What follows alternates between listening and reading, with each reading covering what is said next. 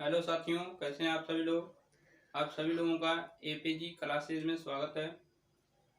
जैसा कि आज हम लोग पढ़ेंगे वृत्त। वृत्त क्या होता है इसके बारे में हम चर्चा करेंगे।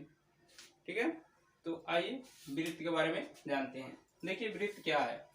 सबसे पहले कुछ बेसिक कंसेप्ट जान जाएं, उसके बाद हम मेन कंसेप्ट जो होता है, जो परीक्षा की दृष्टि से महत्वपूर्ण होते हैं, उसके बारे में चर्चा करेंगे। ठीक है ना।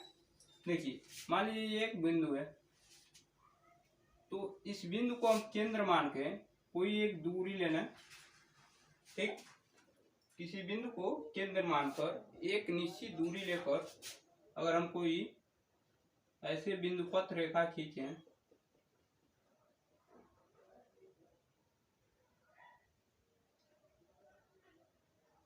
ऐसे किसी बिंदु को केंद्र मानकर एक निश्चित दूरी लेकर कोई बिंदु पथ रेखा जो खींची जा रही है, उसको मिलाने पर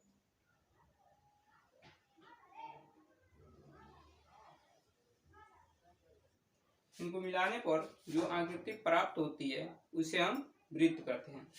ठीक है, ये इसका सेंटर वो होता है। केंद्र से परिधि के बीच की जो दूरी होती है उसे आर कहते हैं, जिसे त्रिज्या कहते हैं। और ये बाहरी जो वृत्त देख रही है, ये इसकी परिधि होती है। ठीक है, जनरली आप जानते हैं कि अगर वृत्त के दोनों त्रिज्याओं को केंद्र से होते हुए मिला दें तो वृत्त का व्यास बन जाता है। वृत्त का व्यास होता है d = 2r, यानी वृत्त का व्यास क्या होता है, त्रिज्या का 2 गुना होता है, क्योंकि दो त्रिज्याओं को मिलाने से क्या हुआ, व्यास बना है। ठीक है, उसके बाद वृत्त का क्षेत्रफल क्या होता है, वृत्त का क्षेत्रफल होता है पाई आर स्क्वायर। वृत्त का परिमाप क्या होता है, वृत्त का परिमाप बराबर होता है 2πr। वृत्त का परिमाप होता है 2πr। वृत्त का क्षेत्रफल होता है पाई आर स्क्वायर। ये हमारा बेसिक कंसेप्ट है, जिसके आधार पर हम क्या करते हैं, बहुत सारे सवालों को सॉल्व करते हैं। लेकिन हमें क्या करना है, इससे आगे की कंसेप्ट को जानना है। ठीक है, क्योंकि ये बेसिक कंसेप्ट है, हमें परीक्षा में इससे आगे जो मुख्य कंसेप्ट हैं उसके आधार पर क्वेश्चन पूछे जाते हैं। तो हम वृत्त पर आधारित उस कंसेप्ट को देखते हैं। सबसे पहले हम देखेंगे कि स्पर्श रेखा क्या होती है। स्पर्श रेखाओं से भी क्वेश्चन पूछे जाते हैं कि जैसे एक वृत्त है, उससे कितनी स्पर्श रेखाएं खींची जा सकती हैं, 2 हैं कितने खींचे जा सकते हैं। तो इस पर हम बारी बारी से एक एक चर्चा करेंगे। जैसे मान लीजिए कोई वृत्त है, तो पूछा जाता है कि एक वृत्त से कितनी स्पर्श रेखाएं खींच सकते हैं।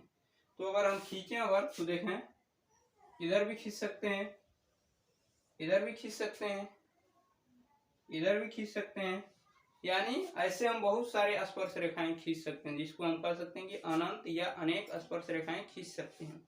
किससे, एक वृत्त से। ठीक है, यही बात कर दी जाए कि अगर 2 वृत्त हों, ऐसे हों,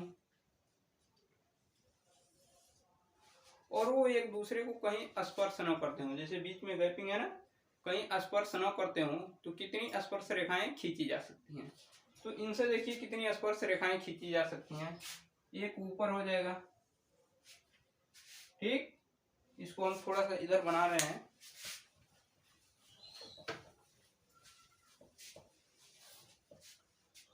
जैसे एक आपका वृत्त यहाँ पर है और एक यहाँ पर है, इनसे कितनी स्पर्श रेखाएं खींची जा सकती हैं जो एक दूसरे को कहीं स्पर्श नहीं कर रही हैं। तो देखिए कितनी खींची जा सकती हैं।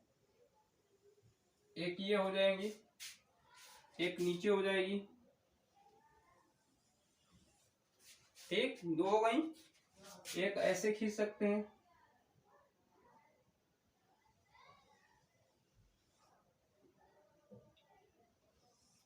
और एक ऐसे खींच सकते हैं। तो कितनी स्पर्श रेखाएं हुई, 4 स्पर्श रेखाएं हुई। 1 2 3 4, यानी अगर 2 वृत्त जो एक दूसरे को कहीं स्पर्श न करते हों तो उनसे होकर 4 स्पर्श रेखाएं खींची जा सकती हैं। अब बात करेंगे कि अगर वृत्त दोनों एक दूसरे को स्पर्श कर रहे हो तब कितनी खींची जा सकती हैं।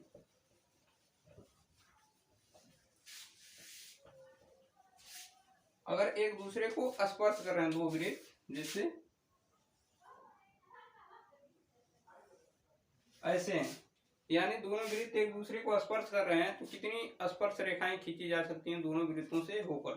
तो देखिए कितनी खींची जा सकती हैं। एक ऊपर हो जाएगा, एक नीचे हो जाएगा और एक यहां पर हो जाएगा, ऐसे। यानी अगर दो वृत्त एक दूसरे को स्पर्श कर रहे हैं तो उनसे 3 स्पर्श रेखाएं खींची जा सकती हैं, ठीक, जब वह एक दूसरे को बाह्य स्पर्श करते हो तब। अब अगर वो अंतः स्पर्श करते हो, अंतः स्पर्श करते हो, दो वृत्त हैं लेकिन एक दूसरे को अंतः स्पर्श कर रहे हो यानी अंदर स्पर्श कर रहे हो, तो कितनी स्पर्श रेखाएं खींची जा सकती हैं। तो इस कंडीशन में केवल और केवल एक ही स्पर्श रेखाएं खींची जा सकती हैं जो दोनों वृत्तों से होकर जाएगी। तो ये थी हमारे स्पर्श रेखाएं। एक वृत्त से अनंत रेखाएं स्पर्श रेखाएं खींची जा सकती हैं। दो वृत्त जो एक दूसरे को स्पर्श नहीं करते हैं उनसे 4 स्पर्श रेखाएं खींची जा सकती हैं। दो वृत्त जब एक दूसरे को स्पर्श कर रही हो तो उनसे 3 स्पर्श रेखाएं खींची जा सकती हैं, और दो वृत्त जब एक दूसरे को अंतः स्पर्श कर रही हो तो उनसे केवल 1 स्पर्श रेखाएं खींची जा सकती हैं। ठीक है।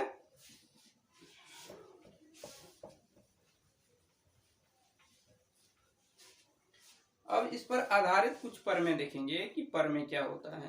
तो इस पर आधारित कुछ मुख्य परमें होते हैं जो परीक्षा में उस पर क्वेश्चन आते हैं। तो पहला परमें क्या है? पहला परमें है कि वृत्त के केंद्र से जीवा पर डाला गया लंब जीवा को 2 बराबर भागों में बांटता है। जैसे वृत्त के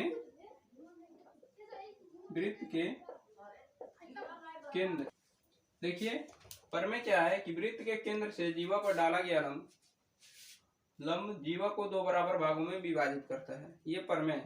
इसका मतलब क्या हुआ कि यदि कोई वृत्त है और उसकी ये जीवा है, जीवा ए बी, इसको हम कह लें।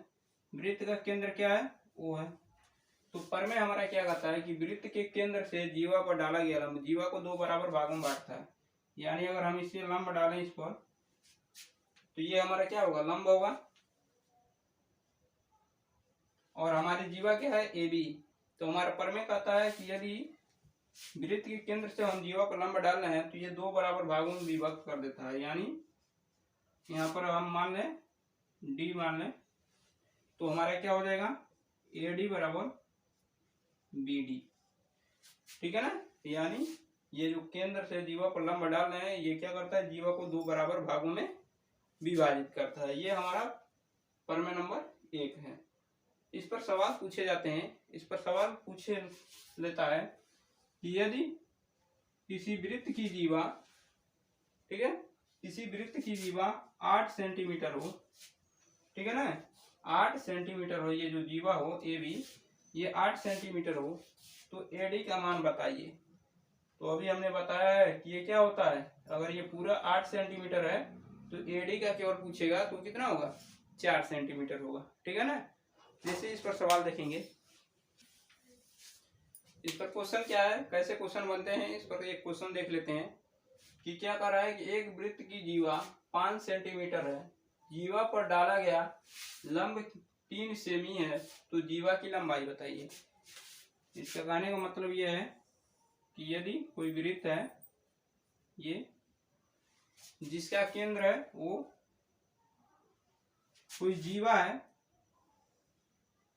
जीवा मान लेते हैं ए बी है, तो ये कह रहा है कि वृत्त की त्रिज्या 5 सेंटीमीटर है।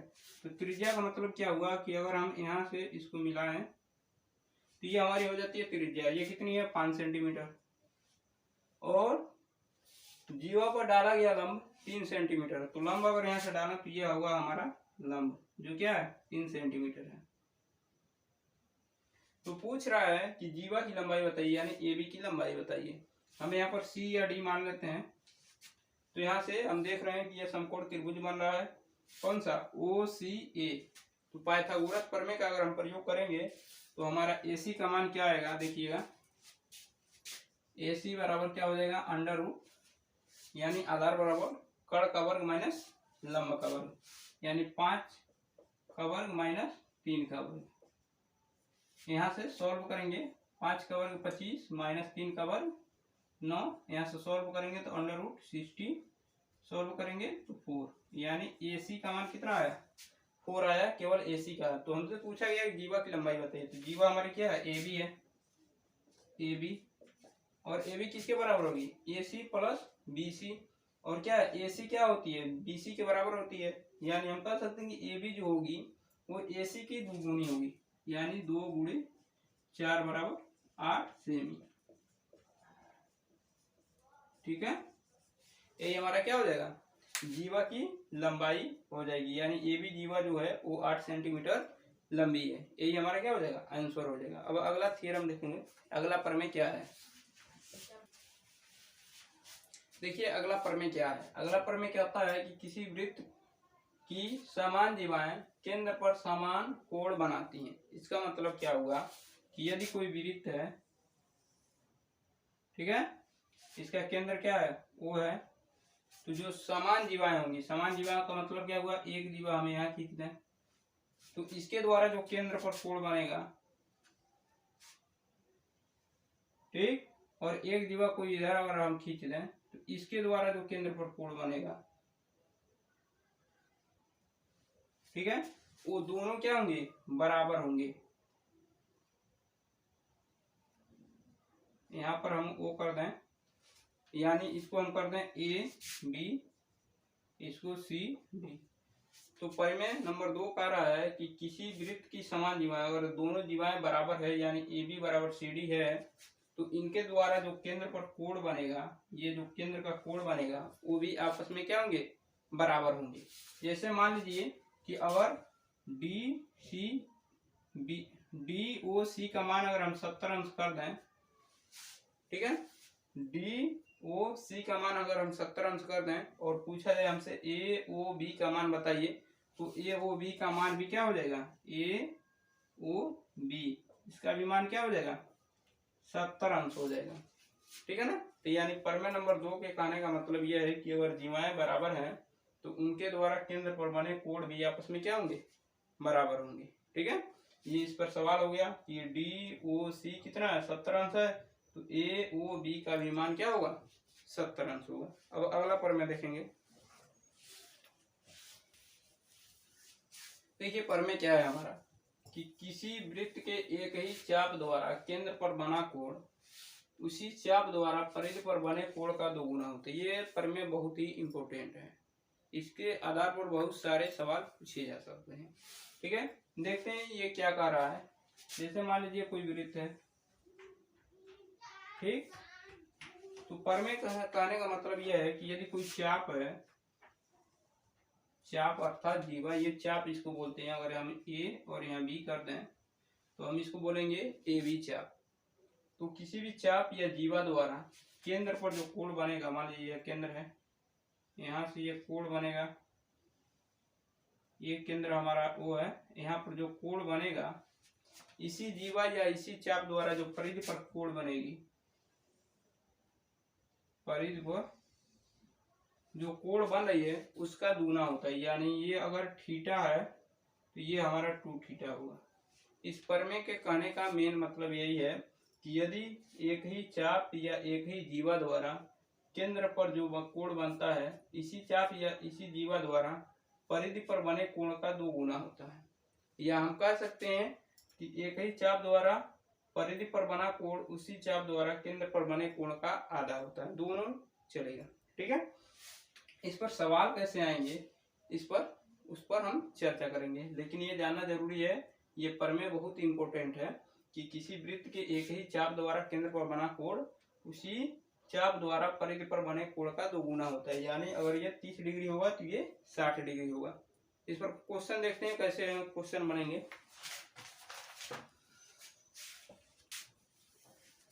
देखिए ये हमारा क्वेश्चन है, क्या है कि यदि ACB यानी ACB ये वाला कोण 40 अंश है तो ए ओ बी का मान बताइए, यानी ए ओ बी का हमें मान बताना है।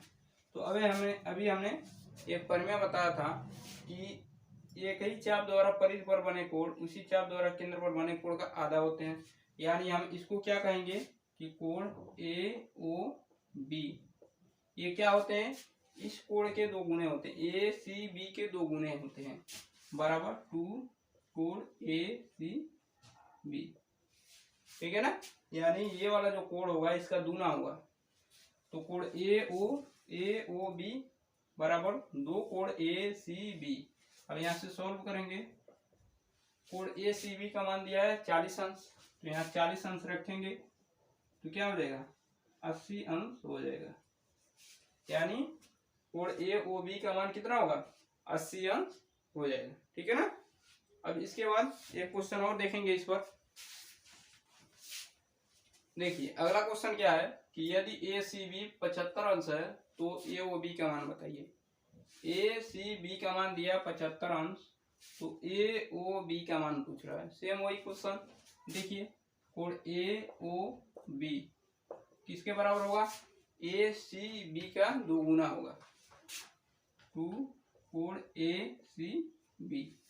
अब यहाँ देखेंगे 2 ए सी बी का मान कितना है, कोण ए सी बी का मान 75 डिग्री है, यानी 75 अंश। इसको हल करेंगे तो क्या होगा 2 5 10 के 0, 2 7 14 और 1 15, यानी 150 अंश हमारा ए ओ बी का मान हो जाएगा, ठीक है। अब अगला प्रमेय देखेंगे।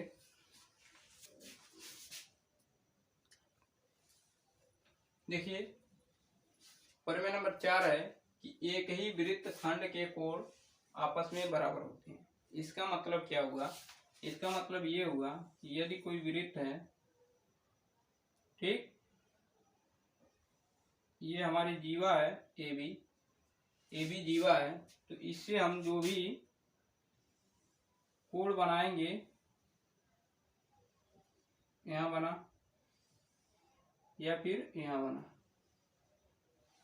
इसको हम दे दें नाम सी और इसको डी। तो इस प्रमेय का कहने का मतलब है कि एक ही वृत्त खंड के कोण आपस में बराबर होते हैं, यानी हम कह सकते हैं कि कोण ए डी बी बराबर कोण,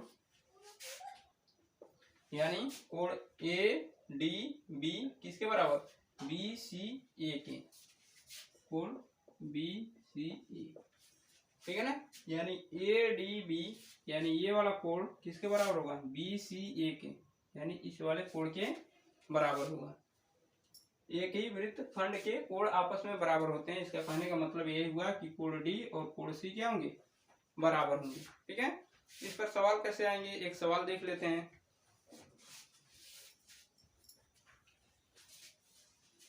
देखिए क्या सवाल है इस पर कि यदि कोण ए डी बी 70 अंश है तो ए सी बी का मान कितना होगा, ठीक है। तो अभी हमने बताया है कि ए डी बी 70 अंश है, ये दिया हुआ है, तो हमसे पूछा गया है कि ए सी बी का मान। तो अभी हमने प्रमेय बताया है कि एक ही वृत्त खंड के कोण आपस में बराबर होते हैं, वही प्रमेय यहाँ पर काम करेगा। जैसे ए बी एक जीवा है या ये वृत्त खंड है और इसके द्वारा जो कोण बना है कोण डी और इसी से कोण सी बना है, तो ये दोनों बराबर होते हैं।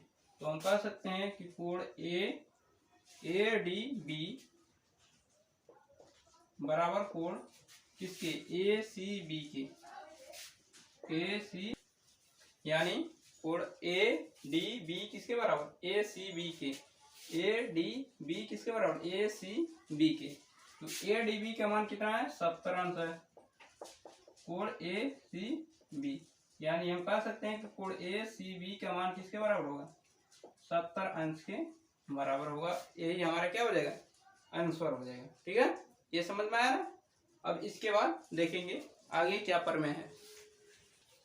देखिए क्वेश्चन क्या है कि यदि कोण ए सी बी 40 अंश है तो ए ओ बी का मान बताइए, यानी ए सी बी का मान दिया 40 अंश, तो हमसे पूछा गया ए ओ बी का मान बताइए। तो हमने एक प्रमेय पढ़ा है कि एक ही चाप द्वारा परिधि पर बना कोण इसी चाप द्वारा केंद्र पर बने कोण का आधा होता है, यानी हम कह सकते हैं कि ए ओ बी किसके बराबर है, इसके दूना के बराबर होता है। यानी यहाँ से हम अगर हल करेंगे तो ए ओ बी बराबर 2 कोण ए सी बी के, यानी ए सी बी।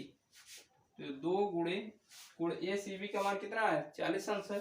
यहाँ 40 रखेंगे तो क्या हो जाएगा, 80 अंश हो जाएगा। यही हमारा क्या हो जाएगा, कोण ए ओ बी का मान हो जाएगा। ठीक है, अब आगे देखेंगे। देखिए क्वेश्चन क्या है कि यदि कोण बी ए सी 50 अंश तथा कोण डी बी सी 60 अंश, तो कोण बी सी डी का मान बताइए। यानी बी ए सी का मान 35 अंश है, 50 अंश है ये 50 अंश। ठीक है, कोण बी ए सी का मान कितना है, 50 अंश है। बी ए सी का मान 50 अंश है और कोण डी बी सी का मान 60 अंश है। डी बी सी का मान 60 अंश है। तो हमसे पूछा गया है बी सी डी का मान, बी सी डी का मान, यानी इस कोण का मान हमसे पूछा गया है। देखिए इसका मान कैसे निकालेंगे। सबसे पहले हम जानते हैं कि बी ए सी किसके बराबर है, बी डी सी के। तो कोण बी ए सी बराबर कोण B D C, B D C. और बी ए सी 50 अंश है, ये 50 अंश आपका हो जाएगा किसके बराबर, बी डी सी के। यानी बी डी सी जो है 50 अंश के बराबर हुआ। यानी बी डी सी 50 अंश, ये भी 50 अंश हो गया आपका। तो हमसे पूछा क्या गया है कि बी सी डी, यानी बी सी डी का मान, इस कोण का मान। तो हम देखें तो त्रिभुज बी सी डी ये क्या होगा, त्रिभुज होगा। त्रिभुज बी सी डी में, अगर त्रिभुज बी सी डी में हम देखें तो हम जानते हैं कि एक त्रिभुज के तीनों अंतःकोणों का योगफल 180 अंश होता है। यानी कोण बी सी डी प्लस कोण बी डी सी प्लस कोण डी बी सी। ठीक, और इन तीनों कोणों का योगफल होगा 180 अंश। 180 अंश हो गए। अब देखिए बी सी डी इसका मान हमको चाहिए, कोण बी सी डी प्लस कोण बी डी सी इसका मान दिया हुआ है 50 अंश प्लस डी बी सी इसका मान दिया हुआ है 60 अंश बराबर 180। तो यहां से हमारा कोण बी सी डी बराबर क्या हो जाएगा, 180 माइनस 60 और 50 कितना होगा, 110। तो जब इसको हम हल करेंगे तो कोण बी सी डी का मान कितना आएगा, 70 अंश। ठीक है, यानी कोण बी सी डी का मान कितना होगा, 70 अंश हो जाएगा। यही हमारा क्या हो जाएगा, आंसर हो जाएगा। ठीक है, अब अगला क्वेश्चन देखेंगे। देखिए अगला क्वेश्चन क्या है कि कोण ओ ए बी 35 अंश है, यानी ओ ए बी 35 अंश है। तो कोण ए सी बी का मान बताइए। ए सी बी यानी हमें इस कोण का मान बताना है। ठीक है, तो सबसे पहले हमें इस कोण का मान जानना जरूरी है, क्योंकि जब इस कोण का हम मान जान जाएंगे तो ये वाला कोण जो होता है इसका दूना होता है, यानी सी वाला कोण क्या होगा, इसका आधा होगा। तो सबसे पहले हम देख रहे हैं कि एक त्रिभुज बनेगा ए ओ बी। त्रिभुज ए ओ बी में, त्रिभुज ए ओ बी, इसमें देख रहे हैं कि ओ और ए एक त्रिज्या है और ओ और बी ये भी एक त्रिज्या है। तो ओ बी त्रिज्या से जो कोण बना है ये बना है 35 अंश। तो एओ से भी जो कोण बनेगा यहाँ पर ये भी बनेगा क्या आपका 35 अंश, क्योंकि जो त्रिज्याएं बराबर हैं तो उनके द्वारा बना कोण भी क्या होंगे, बराबर होंगे। यानी हम कह सकते हैं कि कोण ओ ए बी बराबर कोण OBA। OBA कितना अंश? 35 अंश, क्योंकि दोनों क्या है त्रिज्या, जब त्रिज्या बराबर होती है तो कोण भी बराबर बनेगा। उसके बाद अब आ जाएंगे त्रिभुज AOB। ये जो त्रिभुज है तो किसी भी त्रिभुज के तीनों अंतःकोणों का योगफल 180 अंश होता है। तो हम कह सकते हैं कि कोण AOB प्लस कोण OAB प्लस कोण OBA इन तीनों का योगफल क्या हो जाएगा? 180 अंश हो जाएगा। तो यहां से हमें AOB प्लस OAB का मान क्या है? 35 अंश प्लस कोण OBA इसका भी मान 35 अंश है बराबर 180 अंश। तो कोण AOB का मान कितना आ जाएगा? 180 माइनस 35 और 35 70 होगा, जब इधर लाएंगे तो -70। तो कोण AOB कितना अंश? 110 अंश, यानी कोण AOB का मान आया हमारा 110 अंश। ठीक है, हमसे पूछा गया है कि ACB का मान, तो हम जानते हैं कि ये जो कोण होता है AOB वाला जो कोण होता है इस कोण का 2 गुना होता है, यानी ABC क्या होता है? ABC जो होता है इसका आधा होता है। तो यहां से हम निकालेंगे कोण ACB बराबर हाफ कोण AOB, यानी ये जो कोण होगा इस कोण का आधा होगा। तो 1/2 गुणे AOB का मान 110 अंश है, इसको सॉल्व करेंगे तो ये क्या आ जाएगा? 55 अंश आ जाएगा। ठीक है ना, यानी ACB का मान कितना होगा? 55 अंश होगा। अगर आपको प्रमेय याद है तो आप आसानी से मौखिक ही देखकर आंसर बता सकते हैं कि 35 अंश ये है तो ये भी 35 अंश होगा, 70 अंश हो गया। तो जब दोनों 70 अंश है तो ये क्या हो जाएगा? 110 अंश हो जाएगा। और जब ये 110 अंश होगा तो इसका आधा ये होता है, यानी 55 अंश हो जाएगा। मौखिक बता सकते हैं अगर आपको पूरे प्रमेय का कंसेप्ट क्लियर है तो यही हमारा आंसर हो जाएगा 55 अंश। वीडियो को एक अंत करते हैं। अगर वीडियो अच्छा लगे तो लाइक और शेयर और सब्सक्राइब करना ना भूलें। Thank you.